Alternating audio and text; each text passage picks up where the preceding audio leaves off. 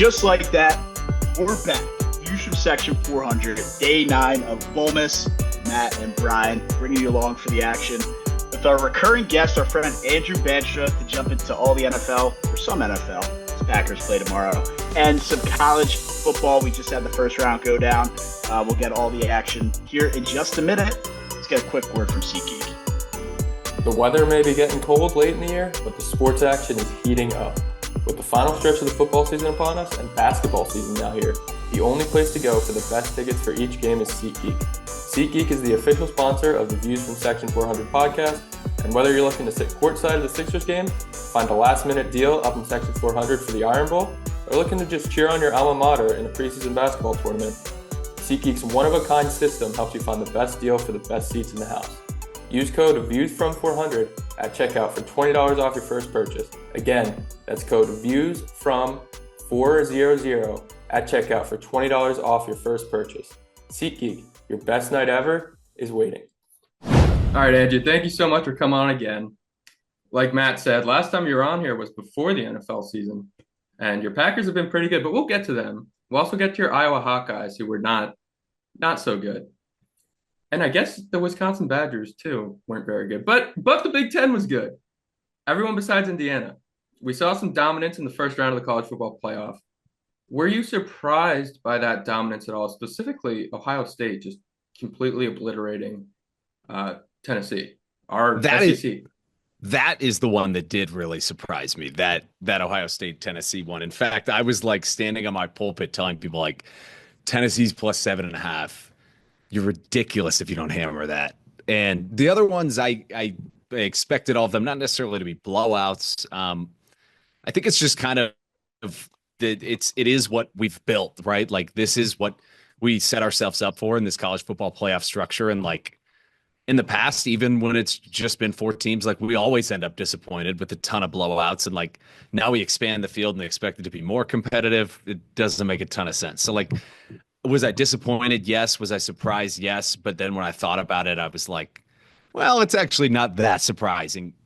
It was disappointing in the sense that, I mean, I was ready for this to be one of the best sports days of my life. Like first 12 teams, like this is something we've been waiting for so long. So there was a lot of disappointment.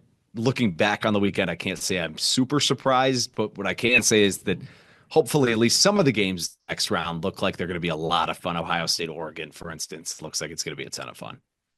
Yeah, a little rematch there, but I have to feel a lot better that you were all over Tennessee plus 7.5 there that you mentioned, because I was like 7.5. They have to cover that, especially everything we've seen from Ryan Day and the Buckeyes. I was like plus 7.5 Tennessee. I feel so confident. Coming off the Michigan loss. Yeah. I was like, there's just no way.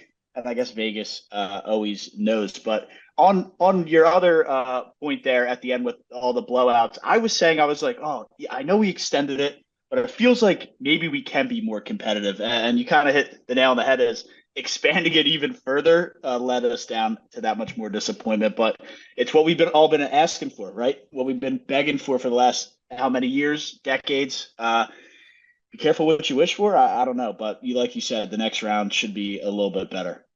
And that's the thing is that, you know, when you look back at the college football playoff, like in the history of it, I saw this stat yesterday. So it's like in the 4-team playoff era in this round, just in the 4-team playoff era, 14 of the 30 games were decided by at least 20 points. Sure. So, you know, we don't necessarily look back at it that way. It also says that includes 5 of 10 title games. So like the thing about that, like at the end of the day, like unless we really get away from like, and it seems like we're moving in the direction of this, but like unless we really get away from like clear cut, like 3 or 4, and it didn't necessarily even feel that way this year, but like 3 or 4 absolute elite juggernauts, and then everybody else just playing just to play. You know what I mean? Like. Yeah, I think everyone kind of wants to remember the college football playoff as CJ Stroud losing to Georgia as the ball's dropping. But the reality is there's that TCU losing by 60 points and Michigan State losing by 50 points. And hopefully now with NIL and these kids just leaving and opting out after 1 year, we start to see that parity. But yeah, we sat here previewing all these games and said, this is going to be wide open. And after one round, it doesn't really feel that way. And then it kind of makes you think like going forward, Like, obviously, you're not going to shrink it, and they're not going to shrink it. But like, is this the best move? Like, is what's the point in playing these games? That almost, in some ways, like my biggest excitement was that the conference championship weekend felt like nothing, and that this was going to be something. And this felt like the conference. It felt like a just playing the game just to play it. It's like, well, that's SMU got here, so we got to at least let them in, but they'll get their break speed off them, and but at least we'll say that they got. It's like, is that worth it? Is there a point in that? Yeah, Yes, I think, but it's worth raising the question. Well, it was like an idle week. Was there any upset? Was there an upset, or do all the higher ranked seeds or lower ranked seeds make and it all there? the favorites won? Yeah, Right. So I think all the favorites covered too. Yeah, they did. I think by a pretty good margin. Other than maybe that was the funny thing is, like, after the Indiana game, everybody's like, "Oh man, it's called like." That was the best game, easily. Yeah. Like, that was in terms of margin, that was easily the closest game. The next closest, I guess it'd be Texas. Clemson, Texas got kind of close, and then Blue ran off like an 80-yard touchdown. Clemson was never winning that game, though. And Texas only covered by half a point, though. Yeah, didn't even think about that. Yeah. Okay. Clemson came storming back, got it to 7, and then Texas ripped off like an 80-yard touchdown to put it away. But even then, like, that is the perfect scenario of like why we do have all of these games and like why we do give the SMUs a chance. Like, Clemson would be the perfect team that, you have Dabo, you have this tradition, you have whatever. Like, you would think they would be the team that could use this opportunity that a Boise State got this year and like actually do something with it. I mean, yeah, but at the end of the day, we just keep coming back to like the Texases, the Oregons, the Georgias of the world. They're just in a class of their own, and like we're just going to keep figuring that out, no matter how many obstacles we put in these teams' ways. And I wish that wasn't how college football was, but I feel like that's kind of where we are. I think if we keep running it and running it back, we'll eventually maybe see like an 11 seed make a run or a 10 seed make a run eventually, but it just might not be as frequent or as often as maybe we kind of hoped for it to be. I know a lot of people were hoping for maybe SMU to make a run or one of those guys who just barely got in, but yeah. What's that? Do you guys think it feels to me, even though this is where we are, it feels like this is where we've been forever. And if anything, the good news would be that it feels like we're trending towards the like not being in this state anymore, like very, very, very slowly, but like it does feel a little bit more open now than it used to. Yes. In the era of the 14, even towards the end, you kind of knew it would be Georgia or Alabama. There were always the two teams. Now, realistically, you could probably see 4 or 5. Which is crazy to say. Yeah. And it kind of makes you think, well, if this was a 14 playoff and you just had the 4 games as the biggest, then it'd probably be better.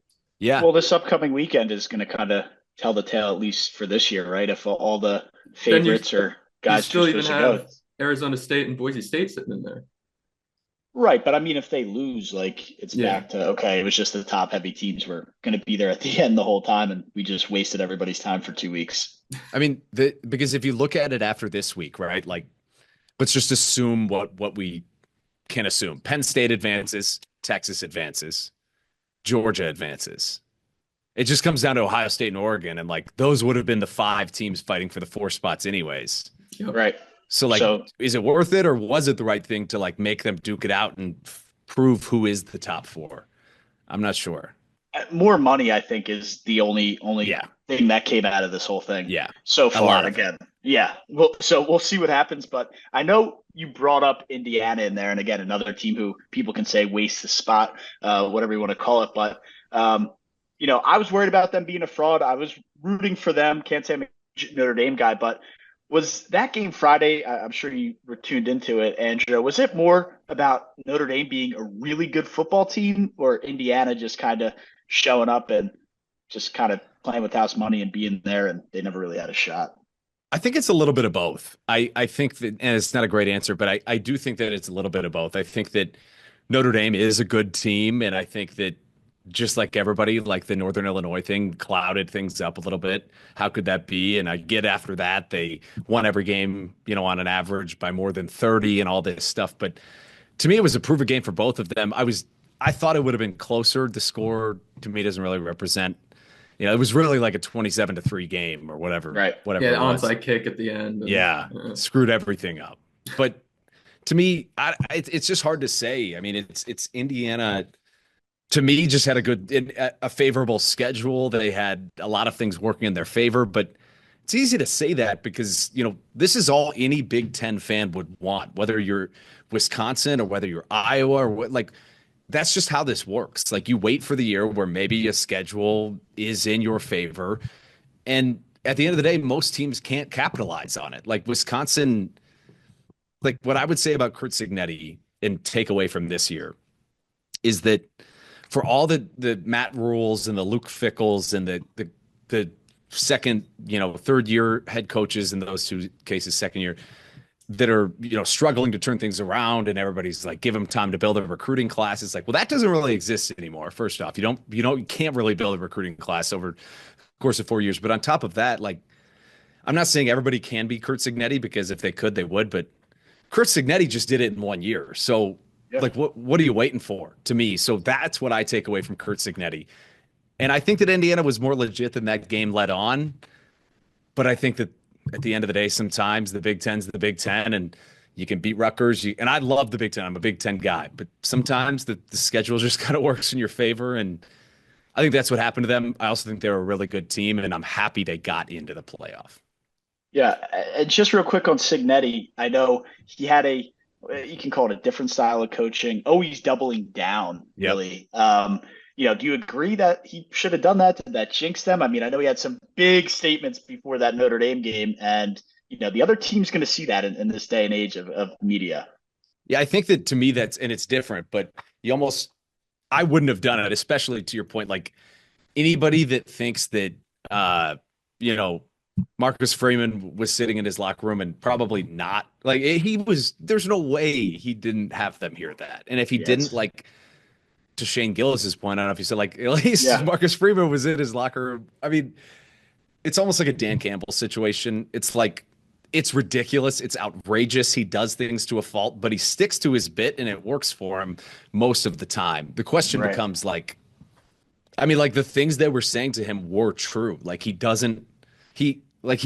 had to, like, dig in and be like, oh, we beat Coastal Carolina. It's like when you were at James Madison at your last job, like, how's that? That was the fact. That was what really got me. It's like, we beat an AP 25 team, Coastal Carolina at 22. It's like, okay, all right. And if I'm the players, I'm watching Cignetti and I'm like, hang on, you're like, hey man, we got to go play. Yeah, we're the ones that we got to go play those fucking guys. I don't know if I could cuss. I apologize. Oh no, we're explicit show. Good shit. But yeah, I mean, it was bizarre to me. But that's who he is. Like, when he took that job and he was saying, like, we're going to beat Michigan and we're going to, like, to me, that's outrageous. If I was the players, I would have said the same thing back then. Like, dude, we got to play those guys. But, it's kind of his bit and it works. And I mean, something's working for him, because I just keep coming back to, like, he did this in 1 year, and it's like, so few people, like Jim Harbaugh to me is a great example of, like, so few people can do things in 1 year. And that's what Harbaugh does. It's like, takes the Niners, makes a run right away, takes the Chargers, bad, horrible organization, goes right up, with good pieces. But to me, that's kind of, that's the most impressive thing you can do as a coach. And I'm all in on Cignetti. I do wonder, though, if he got that big contract and now the schedule keeps getting harder. And, like, in the Big Ten, it's like, if you're not Oregon and Ohio State, I don't know how you consistently carve yourself a spot at that table. He's not. I'll let you go, Brad. Jump in. I was just gonna say, you hire Connor Stallions. Basically, that's how you get ahead, and then just leave the second everything goes bad. No, I was just gonna say, with Cignetti, he did sign that contract, so he's got some years to work with. Got paid. And you're talking about these other big schools who maybe the leash isn't as long if they continue to lose. Like, where does is Cignetti, like, Indiana has been so bad? Is the leash just unlimited for him, and he'll just wear out this contract? And whether they're winning and losing this first year is kind of like, all right, this is what I did. I can be good or bad now, and you're not going to fire me because I brought this team to relevance for the first time in seems like a century.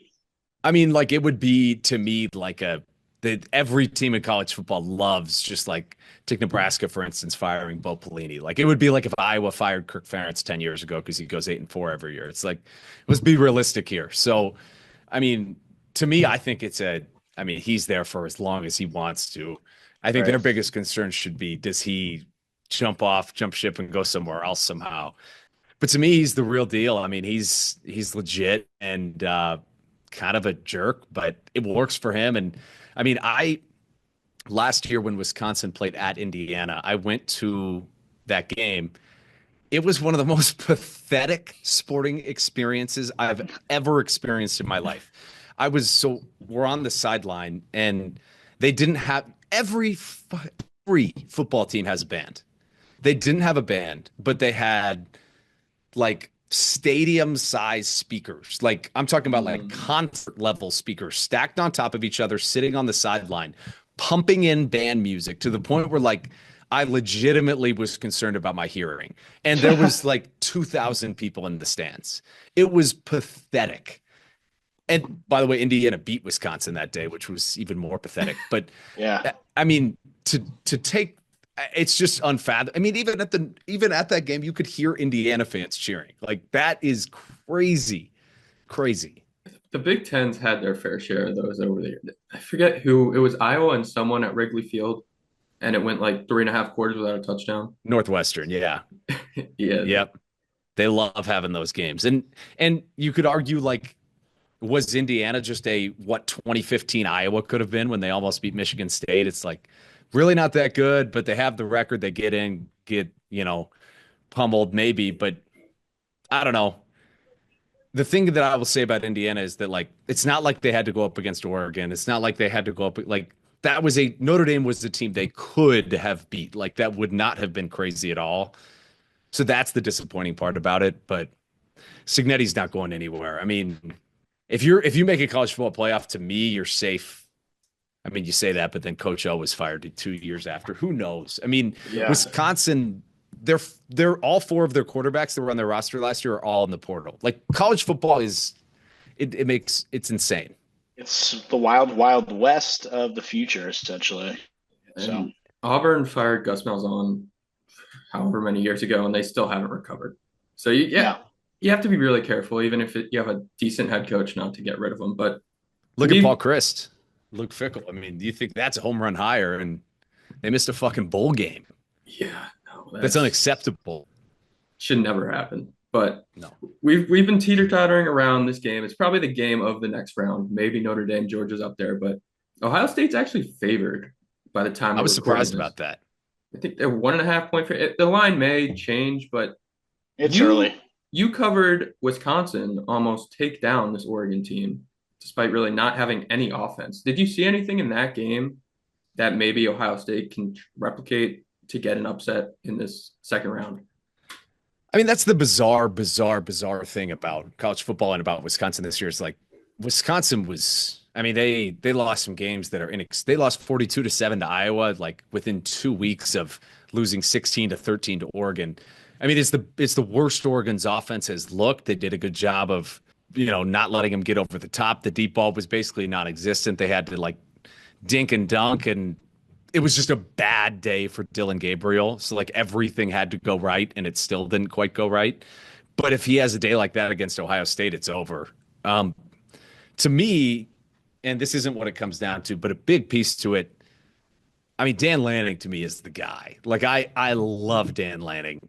And to me, I could care. I hope Ohio State keeps Ryan Day, but I'd move on from Ryan Day. Not that he's not a good coach. I think he'd be a fantastic coach in a lot of places, but he's kind of a beta, if we're being honest with you. Yeah. And like, you can't not be an alpha. He's not a leader of men. And like, would you respect him? Like, he's a turtle. Like this man. I think that's like, a great way to put it. We saw Naeem Offord, biggest recruit of pretty much the cycle, and he was committed to Ohio State for all of the summer. And on the last signing day, Dan Lanning and Phil Knight swoop in and steal him.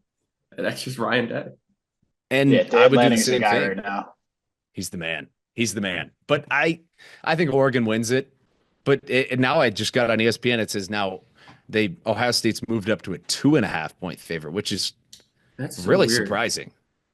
Guess the I bet it momentum. gets back to even. Is it tough to beat a team twice in the same year? That's the Is that question. what they're looking at? That's the question. But like to me, Oregon looks unstoppable. Right. Wisconsin's really the only blueprint there, to your point. And yeah, we Don't saw count out those Broncos at Boise State. yeah, best player in the playoff there. But like with Oregon, we saw them almost lose to Wisconsin in a low-scoring game. But then their other near loss was against Boise State, and that was a high-scoring game. Shootout. So like they can win both these types of games, and they did it against Penn State against a great defense. So there's just so many ways they could win. 2.5 points for Ohio State is crazy. 2 points for Ohio State is crazy. I will say that the Ohio State, Oregon, and the Notre Dame, Georgia, that's going to be a fun night of football. Penn State, Boise State's going to be sick the night before. I didn't realize it was the night before. Yeah, that's a big one for me. Matt's on Are you a Boise big- State to win it all. I just I had got a future from a while ago. Oh, okay. I like that. I think that they're going to be to win it all, you said? Yeah, win it all, man. I think that they're going to Nothing lose. crazy, but it is a nice payout. I very much hope it happens for you. I don't think. To You don't me, think they get by Penn State and the fraud James Franklin? I do think that is also accurate. I think Penn State got a layup by Layup. I mean, I hate it. As a 6 seed? It's ridiculous. It I is. mean, It's a little weird. the fact that Ohio State and Oregon have to play each other in this round. But to me, the biggest mistake college football made among many of them is that like allowing this conference championship thing to happen is outrageous. Like you can't give Boise State and Arizona State buys. It doesn't. Next year they have to switch it. I think it's even.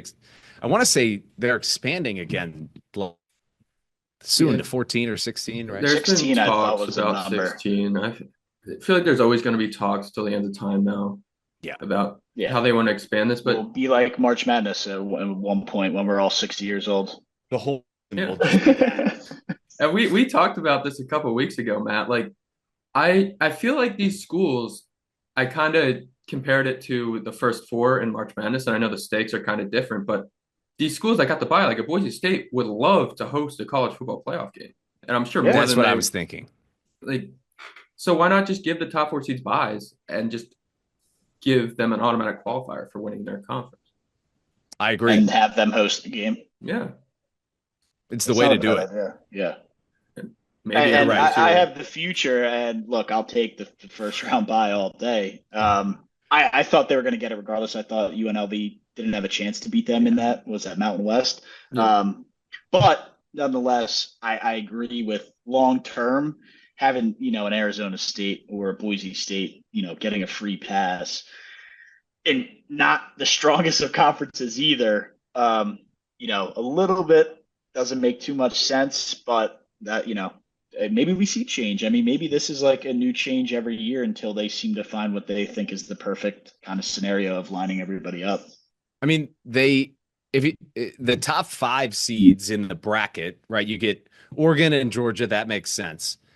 Boise State, what were they ranked? Like 7 or 8 or something like that? Yeah, right around top 10. Clemson was like 12 and Arizona State was like 17. So those are the 5 teams that got the best 5 seeds. To me, that you're just like, okay, wait, hold on. What? You can't look at that and be like, wait, that makes sense. It'll only make sense if Boise State comes out with the win this weekend. That's what people are saying. They could. I mean, having the best player in the playoff has to mean something. It does, but not enough. Not enough at all. But Andrew, I know we'll get your prediction for the winner of the college football playoff at the end of the show, and it might even be a Big Ten team. But out of the Big Ten teams, which one do you think makes it the furthest the rest of the way here? I think it's Oregon. To me, Oregon they just check all the boxes to me. I think Oregon is top to bottom, the best chance to beat Georgia, who would be to me, those are the 2 best teams in the playoff right now. And Oregon would be the team that has the best chance. I think Penn State, like we said, they kind of got a layup. I think they're really good. I think that they're good enough to play themselves maybe I don't even think into the championship game, to be honest. But to me, it's Oregon. Oregon is the best team in the Big Ten. They proved that all year, and I can't say enough about how much I love Dan Lanning. Right. I agree. They've already beat what was it, Ohio State at home, beat Penn State. So the two other divisional or conference rivals in the tournament they've already beaten. You know, Oregon looks strong. They're really, really strong. They're And so you good. know, that like we can talk about. I know I mentioned earlier about teams beating teams twice. They're the perfect team to just absolutely dominate that stat and beat everybody twice if they have to. I couldn't agree more. Yep, Matt, the one silver lining I have for you with Boise State, I know it won't be the championship, but I believe when the Giants beat the Patriots in the Super Bowl, they lost to the Patriots 38 to 35 in the final week of They the regular did, yeah. season. AJ Feely had a big part in that, no? Or Yeah, maybe he was was he in that game? That's I that- thought. it was Pines and Feely, I believe. Okay.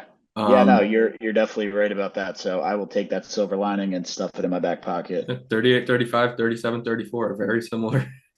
Yeah, look, I'll take anything I can get. I don't have a team of great affiliation in this, so I'm pulling a Brian for the college and standing on Boise State. I don't know if you know, Brian is a huge Bengals fan this year and clinging on to hope that they. How's that working for you? It's I'll let him answer. I've it's been fun, at least lately. It was a rough start, but I've slowly been hyping myself up to me thinking they can get in and shock some people. I love it. You don't want the Chiefs don't want to see Joe Burrow and Burrowhead in the first round. It's true, but yeah, I don't think it's gonna happen. Do you have a future on this or something? Yeah, put it in preseason when we did Yeah. our AFC North Oh, right. preview. Yeah.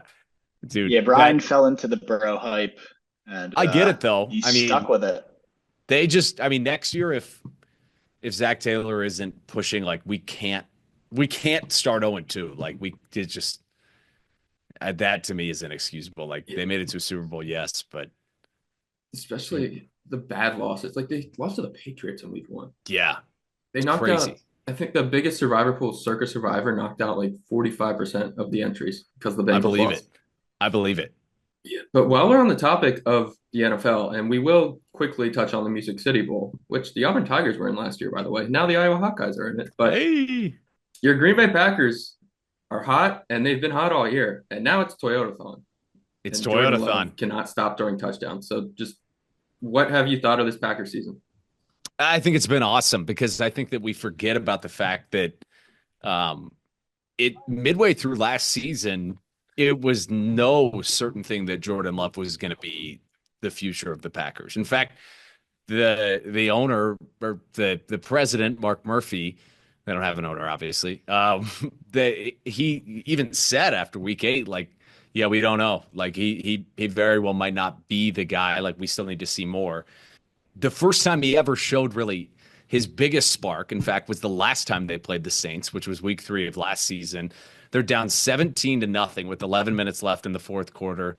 Jordan Love gets them 18 points out of nowhere when they win it at the last second. It was kind of his coming out party in a lot of ways. Um, to think of how far we've thought of him from them to now is insane.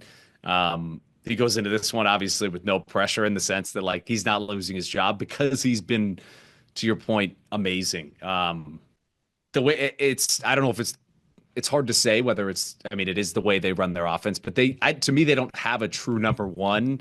Jaden Reed could be that if they used him in the way I think they should. But I mean, we talked about it last time I was on here, like Matt LaFleur vomits at the thought of a wide receiver one. Like, it's 40% of remarkable. snaps is crazy that he's only on the field for half the game.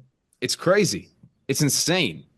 But to me, Jordan Love has been everything that you could have ever asked for and more. I mean, like talking to one of my buddies who's a Cowboys fan last night, and to think that, and to me, this is true.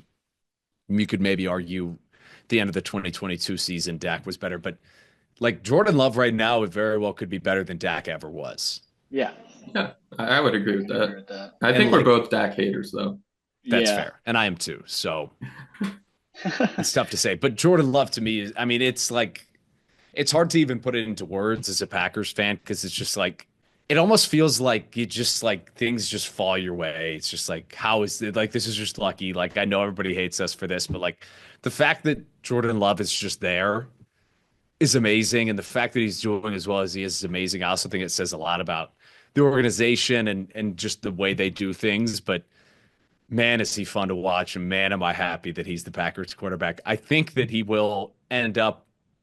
This is a hot take, but I think he'll end up with more Super Bowls than Jordan or than Favre or Rodgers, which would be one each. So I think he could win two.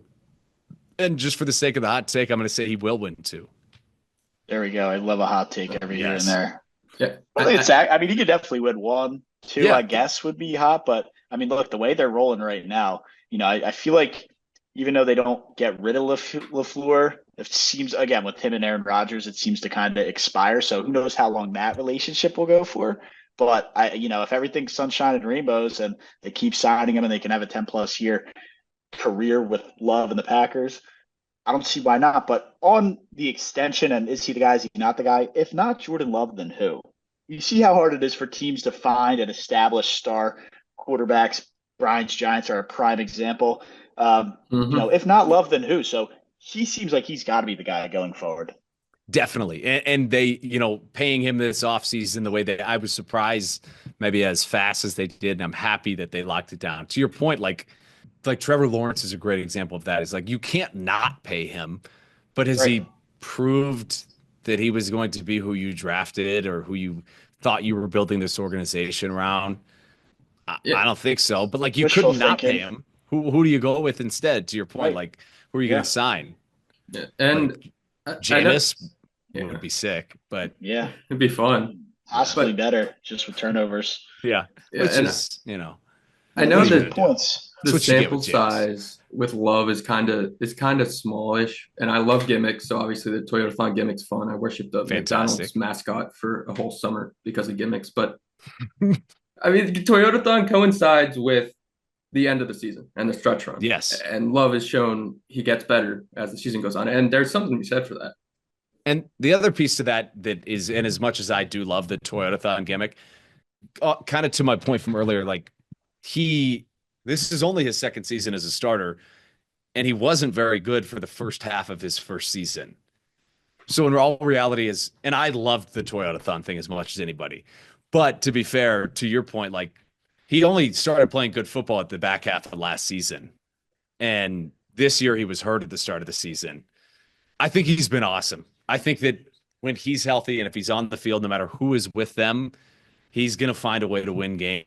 The Packers' unsung hero of this season has been the defense. I mean, their defense was so bad for the last, 5 years with Joe Barry. And Jeff Hafley has been, I mean, that defense is remarkably different and much, much better.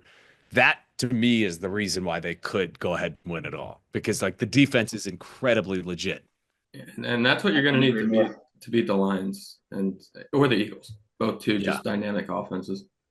Yeah, and I just have one thing here, Packers related, and then that's pretty much all I got for the Packers. But I am down 8 points in fantasy football with a chance to go to the championship game. I need 8 points from a Packers receiver. I want to see who you think is going to have a big day tomorrow before I reveal who I have. And if you say the guy, then I will feel a hell of a lot better going into tomorrow.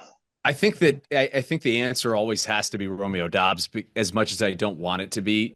Love has just proved time and time again that Doubs is his guy. He's going to get him his targets. I don't get it, to be honest with you, and Doubs has been fantastic, to be fair, but I would want it to be Jaden Reed. I think he'd get you at least 8 points tomorrow. Are you going to tell me Dontavian Wicks? Well, I think it was a bit of a tricky question because it's actually Tucker Kraft. If I said tight end, that would have given it away. Yeah. So I appreciate you giving a well-opinionated I think he'll give you 8. I think he can get there. Last game wasn't there. The last couple games before that, he's on the money with 10+. If he can just get 10+, I can close the app, put it to bed, and I'll see you in the championship next week. So, big Tucker Kraft. I will be tuned into that game tomorrow night. Your only concern is that Luke Musgrave might be active this week, which is not great. And he just hasn't played basically at all in his career. But he was drafted. I mean, they took him the guy. Yep, I took him in fantasy over Sam Laporta last year. Yeah, it was Musgrave and Laporta were the two. Like, I got grabbed Laporta, Brian grabbed Musgrave, and Laporta ended up being a stud. And I don't really know what happened to Musgrave because obviously I didn't have him, but he didn't pan out to what some of these. Concussions. Oh, is Yeah, that what it was? and lacerated kidney, I think, last year, and now Oof. this year he got hurt at the ankle at the start of the year, and they said he could play tomorrow. I still think Kraft is going to be. Love Active. just seems to find short yardage situations, especially when they're up against the goal line. Like, but that's been the other thing. I'd be remiss if I didn't mention Josh Jacobs. He has Yeah. been amazing. Like, you thought he'd be a good upgrade from Aaron Jones, especially just in terms of age, and Aaron Jones was awesome. But Josh Jacobs is the best player on the Packers, and I mean it's not that close, but he is the best player on the team. Jordan Love is awesome. Xavier McKinney's fantastic, but Josh Jacobs, at this very moment, is their Is the most best guy. valuable player. Yeah. 100% agree. Packers kind of seem to go into that mode late in the winter months or late in the season where they just are ground and pound and kind of what they sit on to set up the play action in the playoffs. Lambeau Field obviously Did you opens up to see? that weather. Speaking of For that, that did kind you of see play. Spencer Rattler was practicing in a walk-in freezer to prepare for Lambeau? Seriously, No, I did not. yeah, I can't say that's a half I'm bad. sure I mean, that'll aren't the work. temperatures just about that or worse come yes, game day, especially at night? yes, it is And isn't there freezing obviously here. it's Green Bay, so the huge bay is behind you. I mean, that only jacks up the wind speeds and makes everything much worse to play Very in. flat too. For Right. sure. And it's not too I mean, like, I would say it's maybe like a couple miles from the bay. So it's not Okay. on the Not right water on. like it would be Cleveland, but it is cold. And you're right, the wind gets you. So yeah, Lambeau, that's a great experience. Well, let me That's ask you this, Andrew. Are you going to be boots on the ground tomorrow? No, I'm not, because yeah, that's the tragedy of a two-person sports department is my boss is going to be, he's going to be with his family for Christmas, so somebody's got to be here to do the show. So I got you. I was no, just going to I say wish. maybe get on the field and get in Tucker Craft in someone else's ear I about actually, maybe. I'm pretty sure it's so cold that, and I've never seen an email like this, but the media contact sent us an email that no media are allowed on the field after or before the game because like Really? they've got like that. Have you seen that tarp that they put on with like the heaters at Hmm. Lambeau? You should go. It's so cool, but they have that on until like the very last second. So like Hmm. they basically Just be heat a the field. nightmare. Yeah, it'd be a nightmare having all the media people Yeah, shuffle on and off. yeah, exactly. But no, it should be a good one. I was at the game when they last played the Saints, that Jordan Love coming out party, and it's going to be cool to see. It is also odd that New Orleans is in Green Bay for the second year in a row. That Yeah. Yeah, is that I is always think odd. amazing. those scheduling things that happen are a little weird, but nobody questions them enough to where NFL has to do anything about It's it. true. Yeah, they can do Yeah. whatever they want. Right, you want to jump back into some college football? I know Packers game will be over by the time this gets released, so maybe Andrew, Yeah. you want to give a prediction? I see the Packers beating the Saints, but everybody will see this after a final verdict is happens. Yeah, believe it or not, the Packers are 14-point favorites in this one, which I It's a would not have. huge It's a number. Yeah. massive line, especially for this game. Matt LaFleur said in his press conference a couple days ago that like each of the last five, something like this, each of the last five Saints games have been decided by 3 or less points, and they could easily be 9-5. It's not true. It's bullshit. The Saints are going to lose by a lot. I don't know if the Packers cover for certain, but I would guess they would. I would think something like 34-10 would be reasonable, especially when Spencer Rattler is warming up in a walk-in free. Can you just visualize that? Just like think about somebody Not really, practicing no. plays at a freezer. Like, Yeah, that's The only thing terrible. you can practice is, I guess, the temperature on your body. I mean, yeah, Taking you can't snaps. see the landscape of being on the field. You're in no, a box. no. Yeah, you can't pass the ball. No. Oh, you could. It wouldn't go well, but you Just I, could. hit it right back off your face. yeah, I mean that seems weird. Yeah, You Saints know, and I they have an yeah. implied team total of 14 points in that game, and I don't even know if they go over that. Yeah, it seems like one of those games where you're like, a lot of points. I don't know if the Packers will do it, but I think deep down the line is that, the number's that for a reason. I mean, It's 2 touchdowns. The Packers have shown to be able to put up points at home. Jordan Love, weather seems to not bother him. He can get it done. And the Saints are the Saints. I mean, Spencer Rattler, what are we talking about here? I mean, that guy's just a placeholder for the rest of the Saints year. 34-11, I'll go with as my final score. All right. Love it. I like that. And I know we're up against the clock here, but I do want to get your prediction for the Iowa game. A lot of transfers, a lot of opt-outs. Iowa may be quarterbacked by Hank Brown, who was with Auburn last year. I think he's the only quarterback in the room. Which is just, I mean, to me, it's just crazy. The fact, like the place we're at in college football, the fact that could even happen. Bulls, why do we even? I mean, like the fact that the portal is open right now is insane too. It makes these Bulls way worse. I mean, give me the Hawks always. Mizzou, they were strong at the start of the year. Remember the start of the year when Mizzou and Boston College played, and it was like a top 15 matchup. Like, yeah, Bill O'Brien had Boston College. They had him cooking. But I mean, I think I like the Hawks always. I mean, Mizzou is a good team, but to your point, you don't know who's playing quarterback. I think Sullivan maybe could play. Is that correct? Do I have that right? Yeah, right. I think he's healthy, so it just depends. That's the thing is, like, I just don't know if they'll use him. Well, they say he'll return, huh? All right. Does he want to return? I've seen, yeah, it right. Seems like Iowa kind of finished on a stronger note, and Mizzou kind of crumbled. So right. I have no problem taking. And again, that was kind of a guess, but what I felt maybe is the way it trended. So I have no problem taking Iowa +3. Missouri, I think Brian had in the notes, they're missing their 2 best offensive players. I mean, it could be a bit of a dumpster fire for them.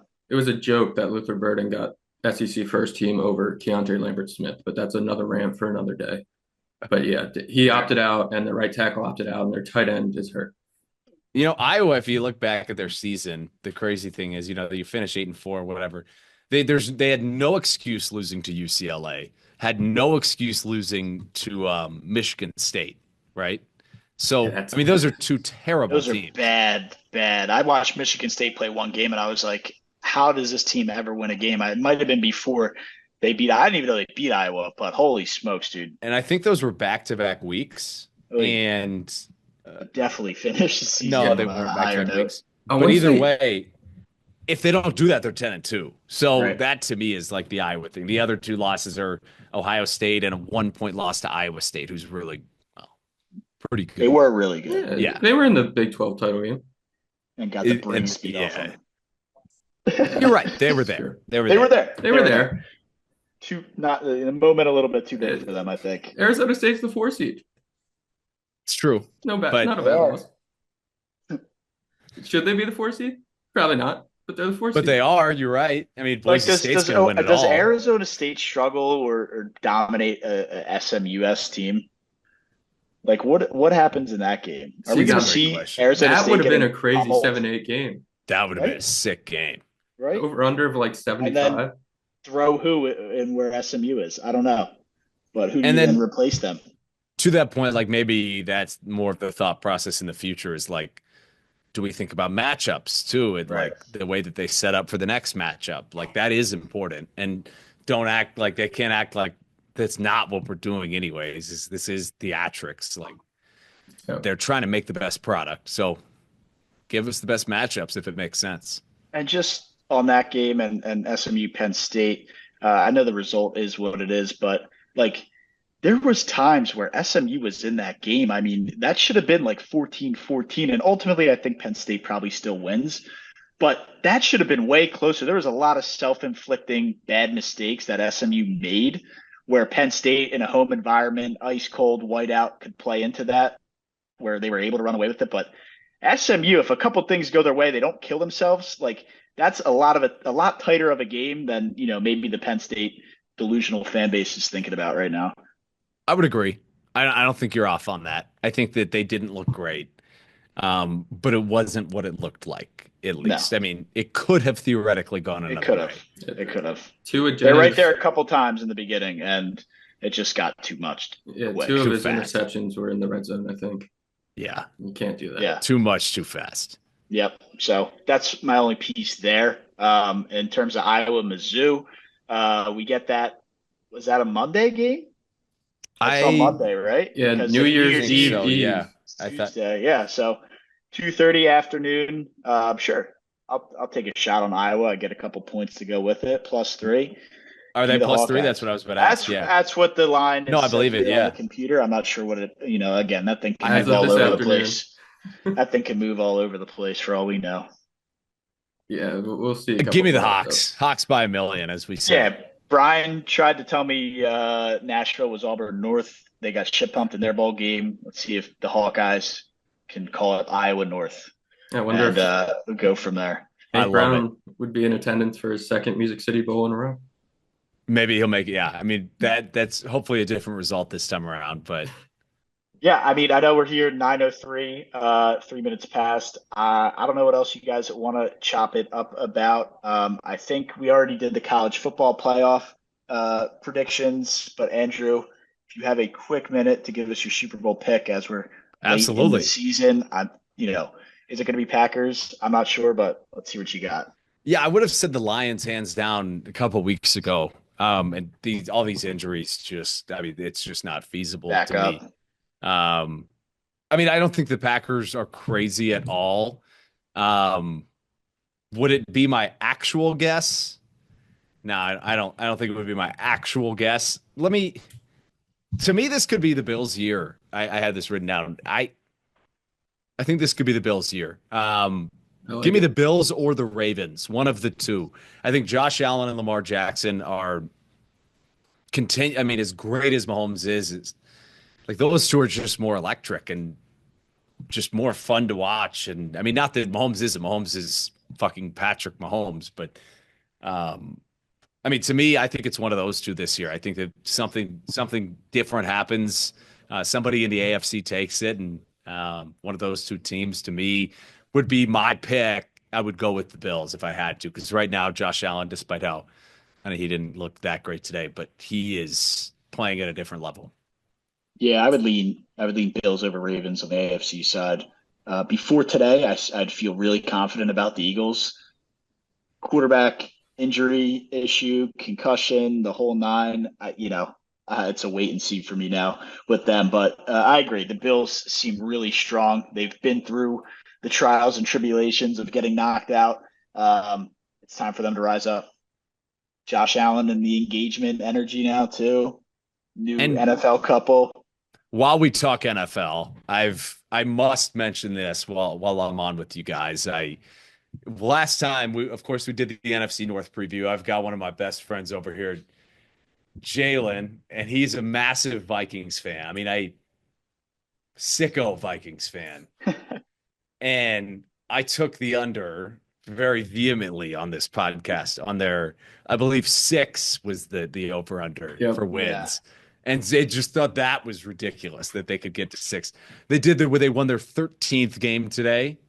Gotta give Jalen some props there. Unbelievable what the Vikings. Kevin O'Connell to me is like, what if Sam Darnold goes somewhere and just sucks? If that's the case, I take a massive pay cut and go to the Vikings if I'm any struggling quarterbacks. Yeah. Look at Daniel Jones.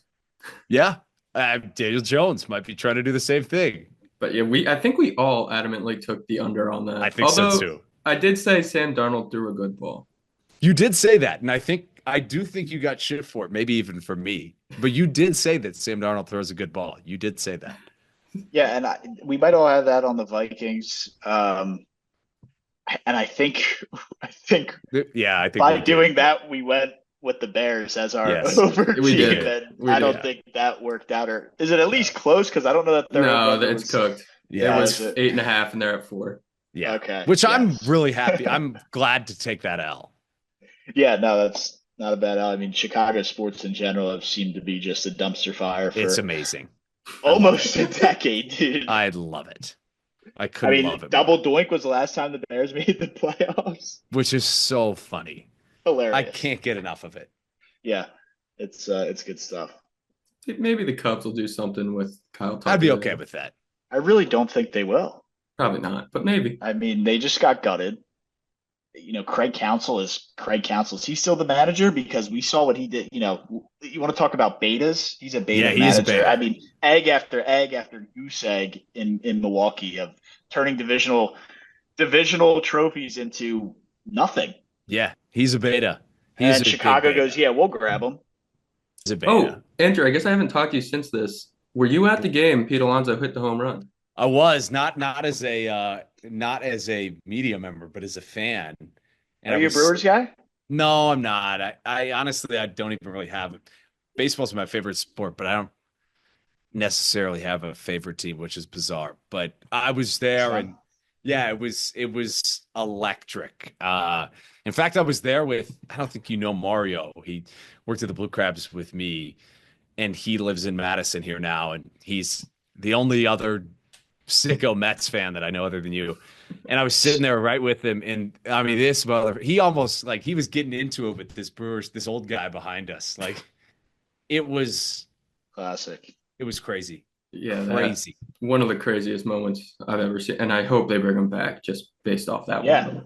It's who knows what they're gonna do. I mean, was sick. Alonso's big playoff moment. Juan Soto hasn't had a big playoff moment. They had no problem throwing the bag at him. Juan Soto's gonna You're forgetting he sent them to the World Series this past postseason. He did. For the Mets, he hasn't swung a single bat in a game for them. That is true. And I guess he did win the World Series with the Nats too. He did. Right. But nothing for the Mets. I mean, Brian, I think when he signed him, it was the greatest day besides the wedding of Brian's life on a guy who could hopefully hit 280 and be an all-star. Hasn't had a single at-bat, and it was the greatest day apart from his wedding. I thought that was a little incredible. I think it was too much money, but I think it was so much money. Money is not a problem to Steve Cohen. Dude's worth $10 billion. More than this. Yeah, it's not. Well, I'm excited for you on that note, Brian, on that Mets note. Thank you. Yeah, and I just thought the greatest day of your life without the guy ever playing it. Did I say it was the greatest day? Something like that. I said it was the greatest day in Mets history.